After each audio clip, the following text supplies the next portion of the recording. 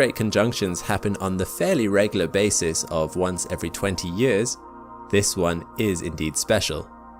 Jupiter and Saturn, which are both visible to the naked eye as bright-looking stars, will appear to be the closest together in the sky since 1623. Not many would have spotted that one because it was hidden by the sun. For a similar, visible great conjunction, you would have to go all the way back to 1226. Now, this does not mean that Jupiter and Saturn will merge from our perspective. Even to the naked eye, these two planets will be distinct bodies. However, such will be their closeness that they will both be easily visible through the same telescope at the same time. Let's have a top-down perspective of our solar system during this time so we can better understand what we are seeing. So, the Great Conjunction specifically is this alignment between Earth, Jupiter and Saturn. It only happens once every 20 years because Jupiter's and Saturn's years are simply much longer than ours. Now, as I mentioned, this Great Conjunction is special because Jupiter and Saturn will appear really close together compared to many previous times.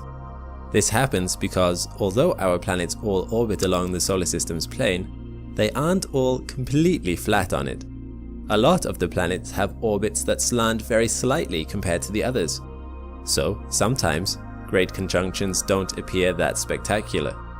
This time, however, there will be only 6 arc minutes between the planets, an arc minute being 1/60th of a degree in the sky.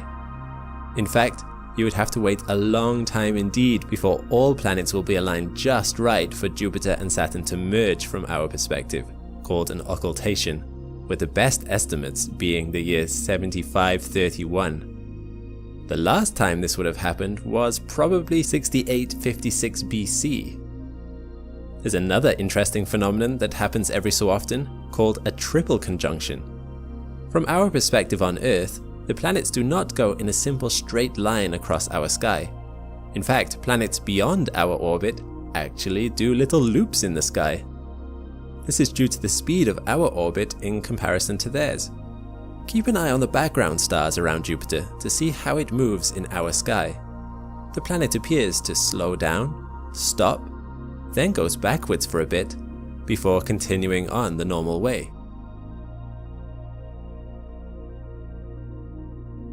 So, if you have a great conjunction at just the right moment during a loop, then you will have 3 great conjunctions in a very short space of time, maybe over only half a year. The last time this happened was back in 1981. While it won't happen this time, it is interesting simply because people are calling this 2020 Great Conjunction the Christmas star, due to it happening relatively closely to Christmas. And this is Jupiter and Saturn right now, and they'll be the closest they've ever been in nearly 800 years. This is called a Great Conjunction. And so we're watching this look of the 2 planets. It's quite a stunning scene at the moment.